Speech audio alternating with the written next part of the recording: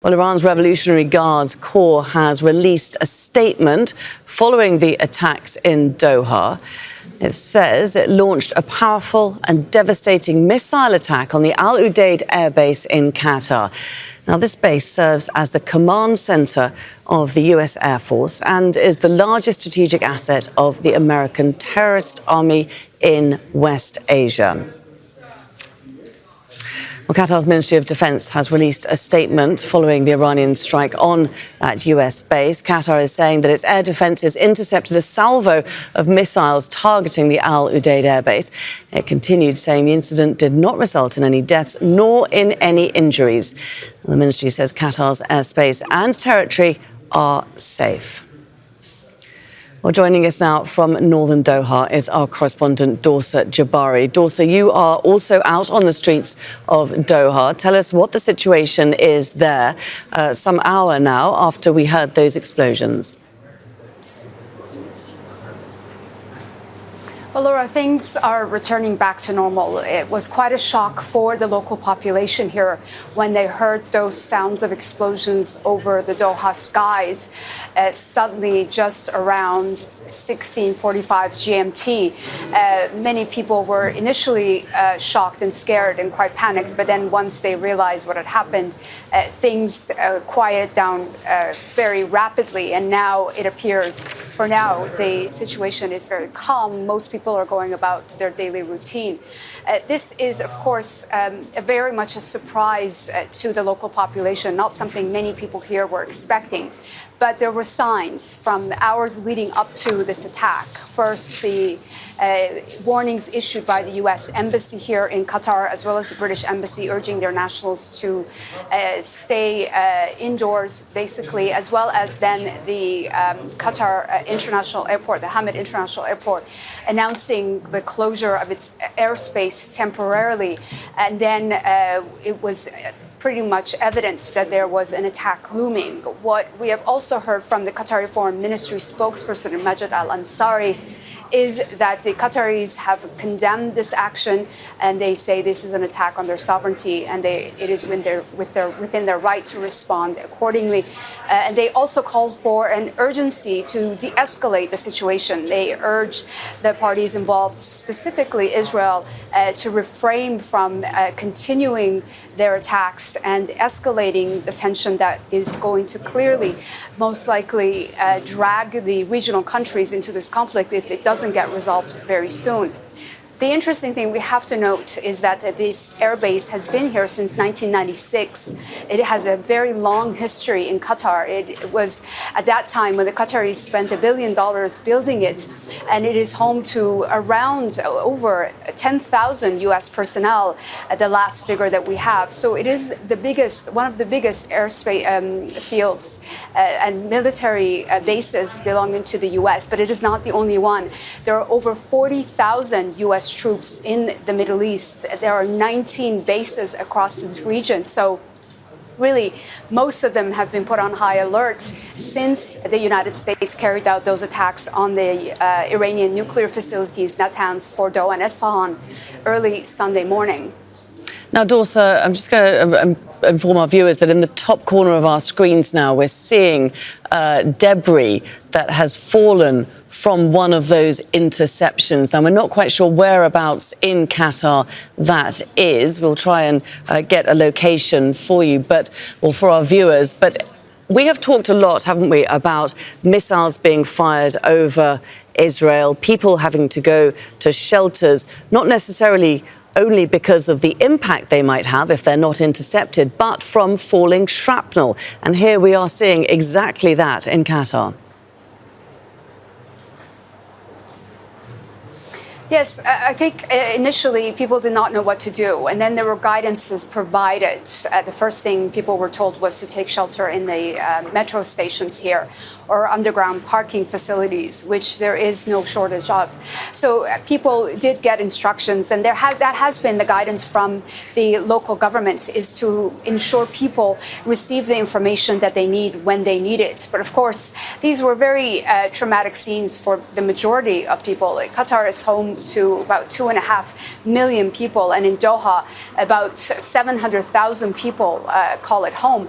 So it is a significant number, and this seriously disrupted the quiet that has been part of the daily life of most people in this country. But many here are now hoping that this was it, that there is no continuation of these missiles launched towards Al Udeid Air Base here in Qatar. Doha, Dorsa, sorry, I just wanted to get an idea from you as to what you felt when those explosions happened about an hour ago, because we certainly felt them here in the newsroom. There was a successive wave of explosions. You could feel the shaking on the ground here in the studio. Where were you and what was your experience?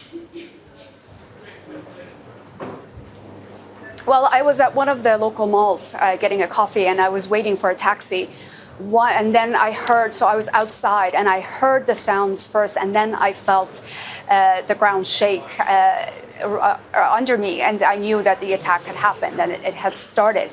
And I heard at least 4 explosions in the skies. And then it was very difficult for people to understand what was happening. People around me were asking me, what's going on? What should we do? And given that we have had some experience in this kind of situation in the past, I was a bit more calm than most people, but I urged them to basically stay indoors, not to be outside in open spaces. But really, it didn't last very long, and then we started getting news and information from official sources here about what people should do and what had just happened. The main question now is whether or not this is the end. And most likely, many analysts believe that this is what Iran intended to do. And it was more of a show of force, not only to the Americans that are based in the region and the officials in the White House and US President Donald Trump, but also to the regional countries that are now in the firing line. Of course, the Iranians, the last thing they want to do is to drag a country like Qatar into this conflict. But it is certainly a reminder that these US bases in the region are now legitimate targets for Iran. And what it says is its sovereign right to defend itself against the Israeli and American aggression on its own soil. I mean, this may well be the end of the attack. We don't know that yet. We do know that Bahrain has closed its airspace, and Syria has its main airbase there in Syria is on high alert, as are air bases in Iraq. We don't know what the next step is going to be. What we do know, though, is that the sense of security that Qatar enjoyed, its 2.5 million people, the 700,000 people in Doha, many of them expats from around the world, the sense of security that they enjoyed here has been shattered.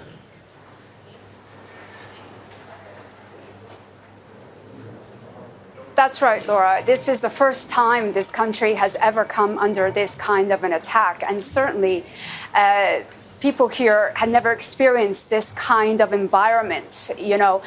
Some have, though. I have spoken to some people who are living here from Lebanon, for example, and they say this was a reminder of what their home country endures on a regular basis. Again, Israel continuing violating that ceasefire that it signed with Lebanon in November of last year, following 3 months of violence.